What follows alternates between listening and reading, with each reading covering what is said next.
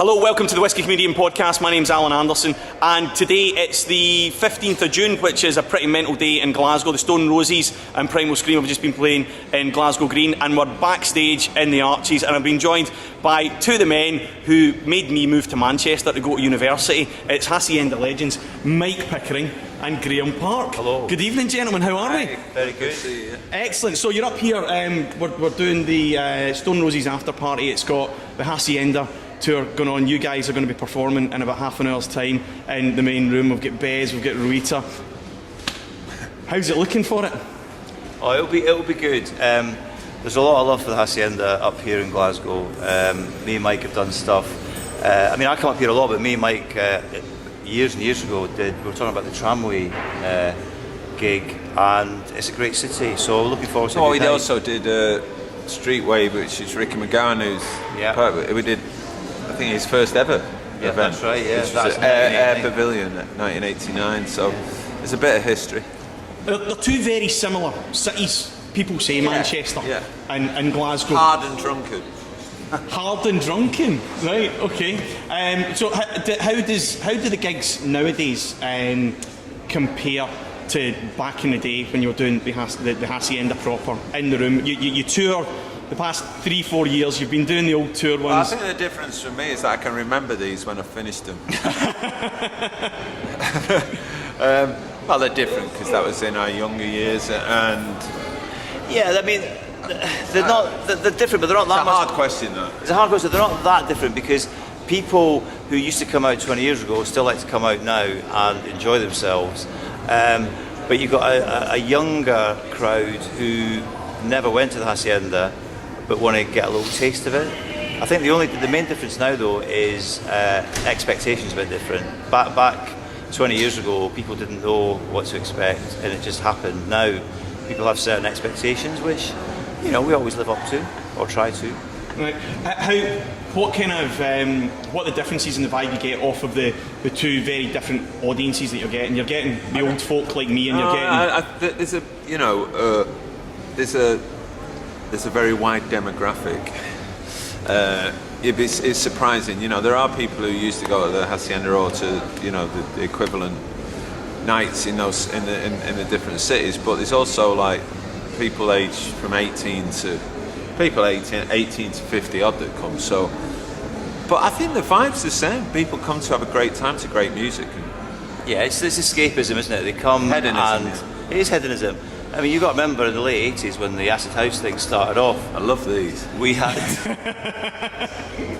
we had a Tory. If you're after pissing one of them, you'd be in trouble. No, exactly. It'd be like that Dumb and Dumber sketch, you know. They do go, give me another bubble. No, I think back in the late 80s, you had a Tory Prime Minister who was making lots of cuts and pissing off the working class. And oh, hang on, we've got the same now, 25 years later. So I think people like to come and just get a bit of escapism, lose themselves for a few hours and just party. Good. Well, talking about losing yourself for a few hours and partying, what we've got is we've got the famous box of booze here. Lots and lots of different samples we've got. So, guys, tell us, Graeme, first of all, you're an Aberdeen boy. You get Fetter Cairn and Glengarry and all these kind of things up there. What's your whisky heritage? What do you drink? What do you like to drink? My whisky heritage actually started when I was about 11 or 12 because... in the precinct? No, not the precinct. At home. I remember the first time I got to stay up to see in the New Year, and my mum and dad gave me a whiskey and lemonade. Sacrilege. I know. Well, yeah, but when you're 12, you're like, yeah, I'm getting to drink whiskey. And, of course, you get older, and you discover beer and everything. And then you get in your 30s and you start to discover the joys of whiskey. And then the older you get really into it. So I've gone from like fruity Highland whiskies to really heavy peaty ones. My favourite's Lagavulin, but that's a bit pricey, so I kind of go for the Freud most of the time. But I love them both, I really do. I'm going to surprise you because I didn't drink whiskey for years because at my 18th birthday I got really, really sick on it, and so I never ever drank it. But I work with Calvin Harris, who's another Scot who's now totally into whiskey, and he likes 28-year-old single Scotch, single malt, whiskey.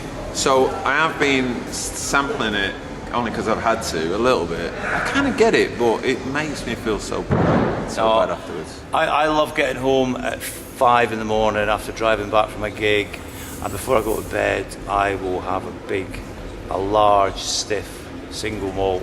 I just love it. And then when the kids are in bed and I've had a long day in the week, you kick back with a Lafroig. I love it. Right. You can drink mine then. I'll drink yours. Oh, we'll have you have one. Have a wee taste of it. What we're going to do is, Graeme, we're going to give you. We're going to start you off with the Auchentoshan Valinch. It's the latest release from the guys at Auchentoshan, just outside Glasgow. That's near Hamburg, isn't it? It's just on the Autobahn. Not it's too much. That's enough. right underneath the Erskine Bridge. I can't believe I'm saying not. That's enough because I am working tonight. Well, 3 o'clock, we'll come find you again. Right, this is a Valinch is the steel pipe that they drop into the barrel to take the samples from when they're in the distillery. And this is coming in, it's cast strength, 57% alcohol by volume. For the Americans, that's around about 124 proof. Right, so Graeme, what I'd like you to do, have a wee taste of it, have a wee sniff of it, and I want you to tell me, that Auchentoshan Valinch, if it were one of the tunes from back in the day that you used to drop all the time, which track would it be and why? Bingo Bongo. Still haven't got a bit of Bingo Bongo in it, but Acid. Pierre's Fantasy Club. This is a Derrick May track called "It Is What It Is." Oh, right. Why is it that? Because it's like I like it, it's nice, but it's difficult to tell in a small glass. I like to have one of them big thistle-shaped glasses so you can get the nose and get the flavours, but it's got a really good kick to it, just like Derrick May records did back in the day. Oh my god, it's got a really good kick to it. It's nice. I like it. It's reminding me of a bit kind of sherry-like. Sherry? Yeah. But no peat at all, but then if you're underneath the Erskine Bridge, you're not going to get peat, are you? Right. No, you're not. I know what it is, tarmac. Do you know what interests me the most about Auchentoshan is you've got the A82, the main road from Glasgow up Diesel, that's it. Yeah. Diesel. Well, on the other side of the A82 from Auchentoshan, you've got a cemetery. Right, so I've always wondered, but James Walker, the guy from Walker Shortbread, he was at one of the shows that I did once with his two of his sons, and I went to pour them a Balvenie double wood. Oh, lovely one. And lovely. Well, it is lovely. And the son went, no, I'm not touching that. And I went, why not?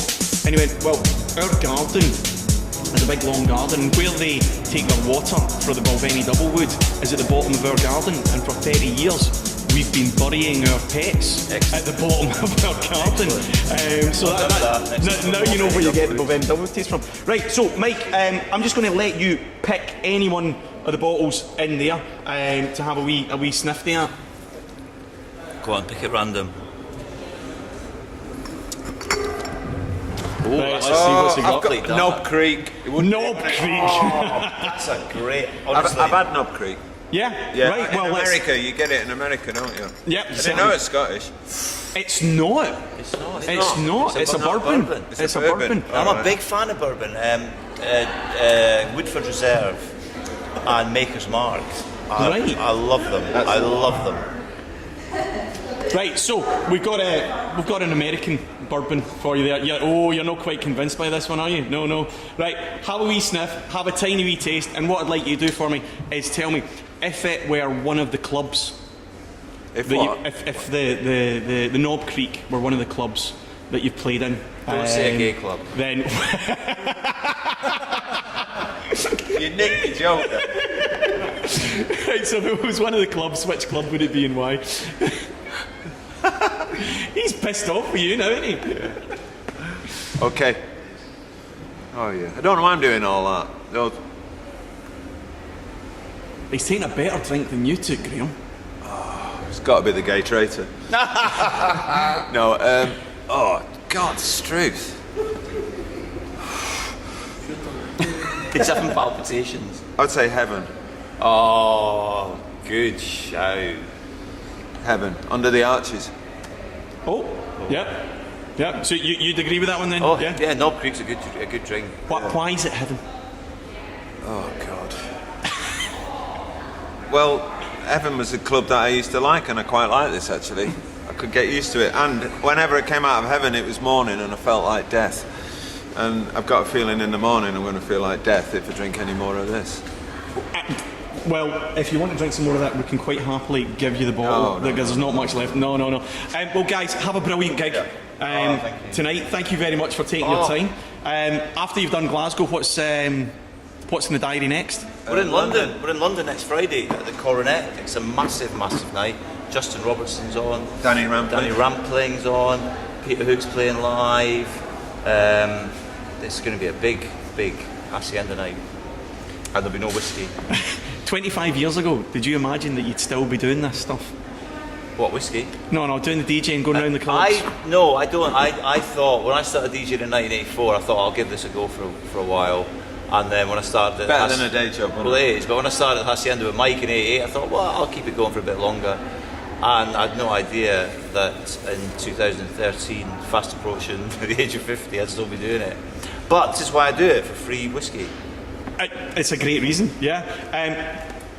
To coin someone else's use That's of wordage... That's not whiskey, you got caught short. Look at the colour of that grape. What's that? What is it? That is Isle of Arden, Robert Burns. Can I smell it? Yeah, you can. It's from the Isle of Arden distillery. Burns was an excise man, and this was a special limited edition that the Isle of Arden distillery brought out because he was excise man on Arden. You guys have got a set to go and plug into. 43%. Guys, have a brilliant night. Thank you very much. This has been superb. Yeah, superb. Or fantastic. Send us the link. We certainly will. Guys, enjoy. Yes, thank you. Cheers, Take Alan. care. This has been the Whisky Comedian podcast from the Arches in Glasgow. That was Mike Pickering of M People and Hacienda Frame. That was Graeme Park of Similar. I'm Alan Anderson. For more information, go to whiskycomedian.com. Big thanks to the guys at the Good Spirits Company, which used to be where, or is where the old 23rd Precinct record shop is, where those guys got many of their records back in the day. Thanks very much. Take care. Bye-bye!